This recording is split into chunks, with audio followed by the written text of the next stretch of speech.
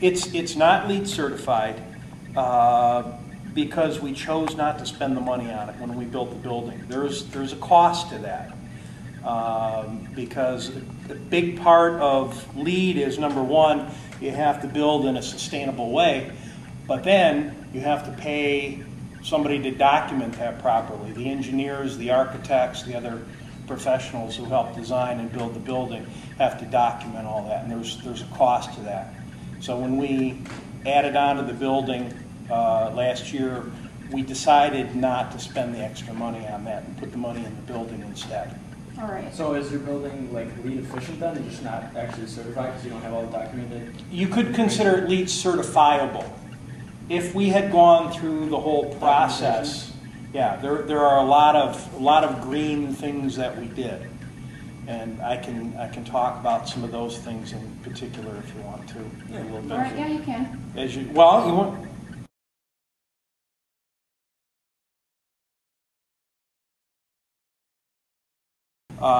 The light fixtures you see are all, high efficient lighting. CFL. So there's CFL light bulbs in all of them? They're similar. Okay. It's not exactly what you'd call CFL, but it's kind of the same idea.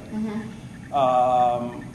We've got high efficient heating and cooling systems. We have occupancy sensors in most of the rooms, so if nobody's in the room for a little while, the lights go off. You've seen that before. Yeah.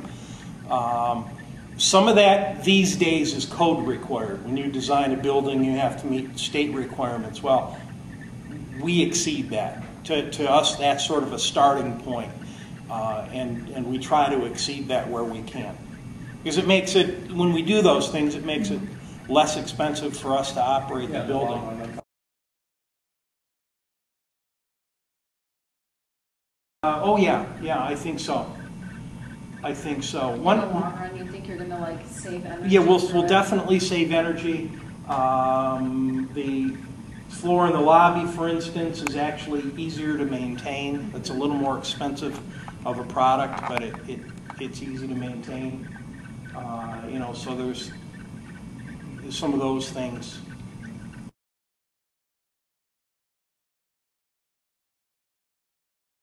There's a film that's very hard to see that's in between the glass that knocks down the transmission of basically heat waves, the infrared light that transfers the heat. Here's something else I should point out. It's an indoor air quality issue. People trapping all the crud from the parking lot, and that ends up as dust in the building. Well, we've got a lot of room here to walk that off. Everywhere in the building I've got a recycling can along with a waste basket. So you can see Stephanie is behaving and recycling the paper. This is the paper we use. Recycled. So this is all recycled copy paper. One of the things we're actually looking at in this room, we've got night lights that are required by code.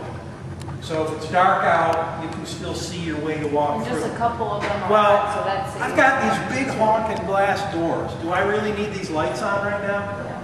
So one of the things we're going to add in is some daylight sensors. So that if it's sunny outside, these lights can just shut off. I don't need them really unless it's dark out.